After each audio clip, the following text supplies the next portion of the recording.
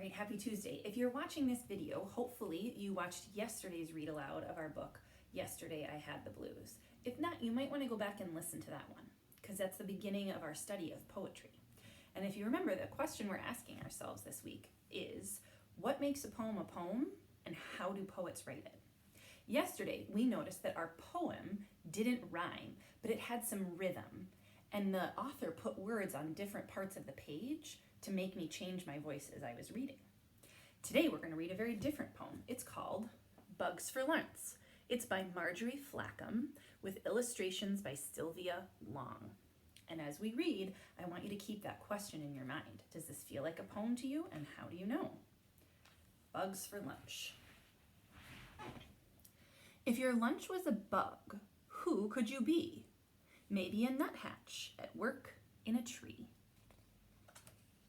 Or maybe a spider trapping a fly. Or a bat catching bugs as it cruises the sky. You might be a gecko. Or maybe a mouse eating the insects in somebody's house. You might be a shrew, not just eating lunch, but snacking all day on bugs by the bunch. I'm noticing something similar to yesterday. I'm noticing that the author is kind of spreading their words out in an interesting way. Instead of having their sentence go all the way across the page, they've kind of chunked different pieces of it together. And again, it's changing the way my voice sounds when I read. You might be a shrew, not just eating lunch, but snacking all day on bugs by the bunch. You could be a toad, zapping a fly with a flip of the tongue in the blink of an eye. Or maybe a mantis, ready to prey on any size insect that happens its way. You might be a trout, at home in a brook, looking for insects that aren't on a hook.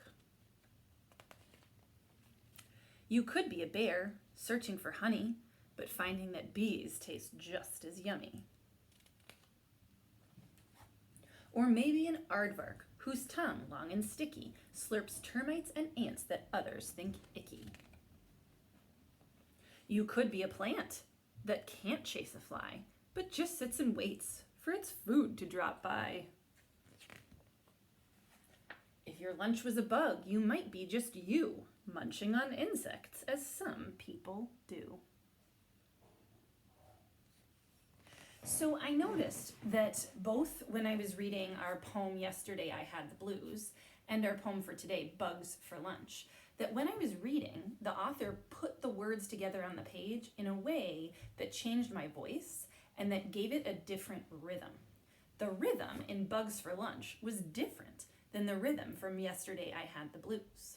And we'll be back tomorrow with yet another poem to see how the rhythm and where the poet puts words on the pages changes my voice.